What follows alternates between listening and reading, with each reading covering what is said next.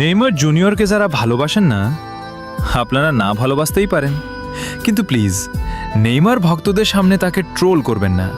আপনারা বুঝবেন না একজন নেইমার ভক্তের অনুভূতি কেমন। আমি একজন নেইমার পাগল। হ্যাঁ, আমি একজন নেইমার ভক্ত। আমার সামনে বসে কেউ যদি নেইমারকে নিয়ে হাসে, তাকে ট্রোল করে, আমার ভেতরটা ভেঙে যায়। কারণ আপনার কাছে সে শুধু একজন প্লেয়ার, কিন্তু আমার কাছে সে একটা অনুভূতি, একটা ভালোবাসা। আমরা ব্রাজিল সাপোর্ট করি, তবুও আমরা লিওনেল মেসিকে সম্মান করি, ভালোবাসি। কিন্তু আপনারা কেন পারেন না? কেন নেইমারকে নিয়ে এত ট্রোল? আপনারা কি কখনো দেখেছেন মাঠে পড়ে থাকা নেইমারকে? চোখে পানি নিয়ে উঠে দাঁড়ানো একজন মানুষকে? সেই চোখের পানি আমাদের চোখেও পানি এনে দেয়, কারণ আমরা শুধু খেলা দেখি না, আমরা অনুভব করি।